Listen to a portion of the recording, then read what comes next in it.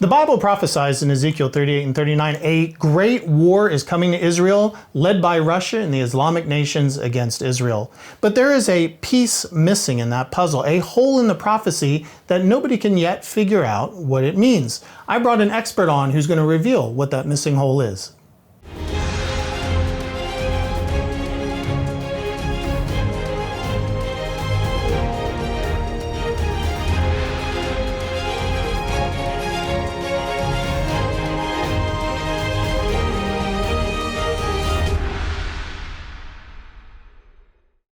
Well, folks, it's my great pleasure to have my friend and fellow Bible prophecy teacher, Bill Salus, here on Prophetic Perspectives. Bill's the author of Israelistine, the Ancient Blueprints of the Future Middle East, and Psalm 83 War. He's written a whole book on that chapter of Psalm 83. Bill, I'm so glad you could join us and help us talk about Psalm 83 because you believe, right, that Psalm 83 is the missing piece to this Ezekiel 38 and 39 prophecy?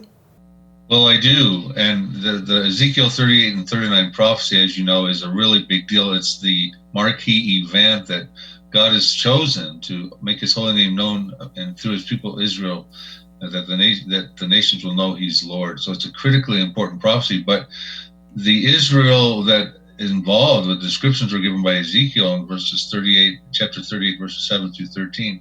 I don't believe exists presently in those conditions. It has to be dwelling securely in the midst of the land without walls, bars, or gates. And, you know, Nathan, presently Israel's not dwelling securely. They've got about 150,000 missiles to the north of them, Hezbollah, some of them precision guided. There's chemical weapons in Syria. Hamas continues to lob missiles. There's estimates, Jerusalem Post came out with an article not too long ago that in a war with Hezbollah and Hamas, there could be an estimated 1,000 missiles from each corner direction, Hamas and Hezbollah each, lobbing 1,000 missiles a day into Israel. So, and they have walls all around Israel. It's probably the most fenced in and fortified nation in the world. Plus they have that partition wall that separates Palestinian terrorism out of Israel proper. It's over 400 miles long. At some points it's 20 feet high and filled with concrete. So there's a big thing to me that has to happen. There's another war, a war predicted in Psalm 83, 3,000 years ago by Asaph, and it's involving different countries that surround Israel. That would include where Lebanon is, where Hezbollah is, Philistia, ancient Philistia, where the Hamas are, Syria, etc. That I believe is going to happen. And none of those countries are in Ezekiel 38 also. So something has to happen to them. They're Israel's neighbors. They share common borders with Israel. They've been Israel's notorious enemies from time immemorial. And Psalm 83 talks about them having a war with Israel. Interesting.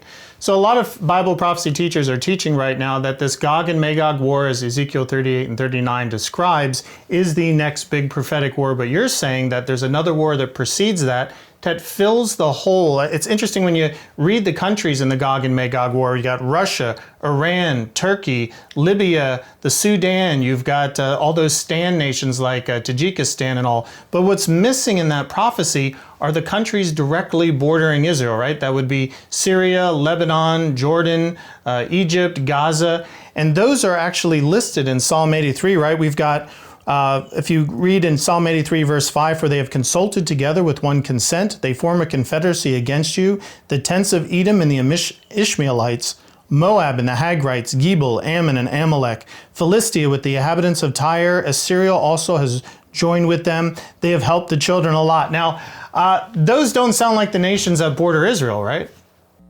Well, and of course, those are the ancient names. Back then when Asaph wrote, there were no Hezbollah or Jordanian. Jordan became a country in 1946.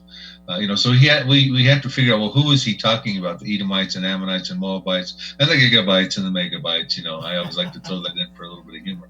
But so it turns out that does include all those countries. I call them an inner circle of countries that share common borders with Israel. Like you said, Lebanon, Syria, even Iraq should be involved, Saudi Arabia, Jordan. And Jordan has a peace treaty with Israel right now. But I point out in those two books you talked about how there's wars coming between Israel and Jordan, and they have not found fulfillment yet. They seem to be peripheral prophecies to Psalm 83. And those peace treaties are fragile. They will not be part of those prophecies. And Israel will win. The Israeli Defense Forces exist in fulfillment of Bible prophecy, not for Ezekiel 38, because God stops at or supernaturally. It's a massive invasion. The Israeli Defense Forces nor the American forces are pictured in that prophecy. God stops it with an earthquake and fire and hailstone and brimstone, etc. But the Israeli Defense Forces are all over Bible prophecy for the purposes of taking out their neighbors, defending the nation. And in those books, I list almost 150 peripheral passages that talk about Psalm 83 and I think those related wars. It's interesting what the motive is for those countries surrounding Israel. We read that in Psalm 83:4. They say, "Come and let us cut them off from being a nation, that the name of Israel may be remembered no more." So it looks like the Israel's bordering neighbors desire to erase Israel from existence. Bill, I have a question. Psalm 83 is what's called an imprecatory prayer. In other words, it calls down judgment and justice upon an enemy. You can read that in Psalm 83, 13 through 18 pretty well. "Oh my God, make them like a whirling dust, like the chaff before the wind. As the fire burns the woods and flame sets the mountains on fire, so pursue them with your tempest and frighten them with your storm. Fill their faces with shame, that they may seek your name." So for some people will say, well, Psalm 83 is just an imprecatory prayer generally against Israel's enemies, but you say it's a prophecy. Why the difference there? Is it really a prophecy? What makes Psalm 83 particularly a prophecy and not just an imprecatory prayer? Well, I think it's both. It's a prayer of lament, but when you read those verses, he was talking about make them like chaff before the wind. So make who? Those confederacy of nations that come together in a confederacy that form a devious plan to cut the nation of Israel off, to wipe Israel off the map. And so and also Asaph, who wrote the psalm, he wrote 12 psalms, and Psalm 83, it was one of his most prophetic. We're told in 2 Chronicles 29:30 that he was actually a seer, a prophet, as much the same Hebrew word we would say for a prophet. We're also told in 1 Chronicles 25 verse 2 that Asaph was under the direction, the sons of Asaph were under the direction of Asaph, who prophesied according to the order of the king.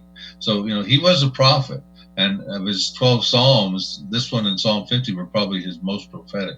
So I think we have a contemporary confederacy. This is not a list of chronological order of list of Israel's enemies. It's a contemporary group that comes together and confederates, and that's why he said, make them like chaff before the wind, etc., like that, and that they would perish. See, so some people think in 1948, when the Arab-Israeli War of Independence happened, those countries were pretty much, that you talked about, the tents of Edom, etc., were involved in that war, but it did not end the oppression like Asaph petitioned for in Psalm 83 verses 7 through 9. And so what happens is, 9 through 11. So what happens is they came back and fought them in 1967 and again in 1973. So it hasn't found conclusion yet. They have not perished. They still oppress Israel. And so from my perspective, I'm still looking for this to be probably one of the next prophecies to happen. And then when it happens, those neighboring enemies of Israel will no longer be a problem, and Israel can dwell securely. They can tear down that partition wall. They can tear down the walls they got between Lebanon and Hezbollah. They can tear down the walls they got around with Gaza. They got walls with Jordan as well. So they can get rid of all that stuff. Plus, they got security checkpoints throughout Israel. It's just not the safe dwelling Israel described in Ezekiel 38. Well, thank you, Bill. That clears up a lot. Folks, if you want to know more about the Psalm 83 war, visit prophecydepotministries.net or pick up Bill's book, Psalm 83, The Missing Prophecy Revealed. I found it fascinating. If you want more information too, go to christandprophecy.org. We have a few Christ and Prophecy television episodes where Bill has been kindly enough to explain more in detail about the Psalm 83 war. Keep looking up. Jesus Christ is coming soon.